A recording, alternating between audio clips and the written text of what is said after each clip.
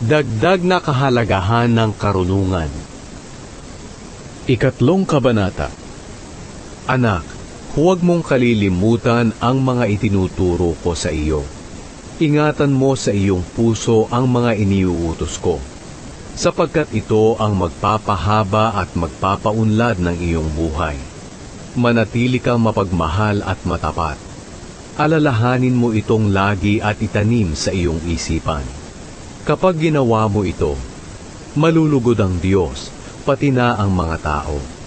Magtiwala ka ng buong puso sa Panginoon, at huwag kang manalig sa iyong sariling karunungan.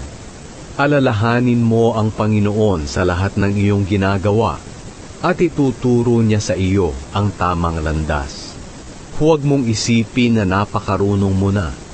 Matakot ka sa Panginoon, at huwag gumawa ng masama, para iyon sa ikabubuti at ikalalakas ng iyong katawan.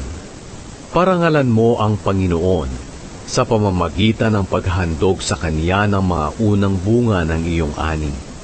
Kapag ginawa mo ito, mapupuno ng ani ang iyong mga bodega, at aapaw ang inumin sa iyong mga sisidlan. Anak, huwag mong mamasamain kapag itinatama ka ng Panginoon, upang ituwid ang iyong pag-uugali, sapagkat itinutuwid ng Panginoon ang ugali ng kanyang mga minamahal, katulad ng ginagawa ng isang ama sa kanyang anak na kinalulugdan. Mapalad ang taong may karunungan at pangunawa, higit pa ito sa pilak at ginto, at sa anupamang mga mamahaling bato. Walang anumang bagay ang maaaring ipantay dito. Magpapahaba ito ng iyong buhay, magpapaunlad ng iyong kabuhayan, at magbibigay sa iyo ng karangalan. Ang karunungan ay magpapabuti ng iyong kalagayan. Mapalad ang taong may karunungan, dahil magbibigay ito ng mabuti at mahabang buhay. Sa pamamagitan ng karunungan, nilikha ng Panginoon ang lupa at ang langit, at bumukas ang mga bukal, at mula sa mga ulap ay bumuhos ang ulan. Anak, ingatan mo ang iyong karunungan at kaalaman sa pagpapasya ng tama.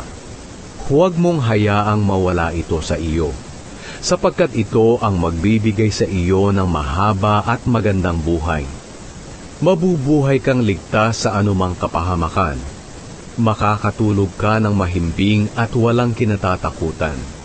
Hindi ka dapat matakot kung biglang dumating ang mga pangyayaring nakakatakot o kung lilipulin na ang masasama. Dahil makakaasa ka na babantayan ka ng Panginoon at ilalayo sa kapahamakan. Hanggat makakaya mo, tulungan mo ang mga dapat tulungan. Huwag mo nang ipagpabukas pa kung kaya mo naman silang tulungan ngayon. Huwag mong pagplanuhan ng masama ang kapitbahay mo na nagtitiwala sa iyo. Huwag kang makipagtalo sa kapwa mo ng walang sapat na dahilan, lalo na kung wala naman siyang ginawang masama sa iyo. Huwag kang mainggit sa taong malupit o gayahin ang kanyang mga ginagawa, sapagkat nasusuklam ang Panginoon sa mga taong baluktot ang pag-iisip, ngunit nagtitiwala siya sa mga namumuhay ng matuwid. Isinusumpa ng Panginoon ang sambahayan ng masasama, ngunit pinagpapala niya ang sambahayan ng mga matuwid. Hinahamak niya ang mga nanghahamak ng kapwa, ngunit binibiyayaan niya ang mga mapagpakumbaba.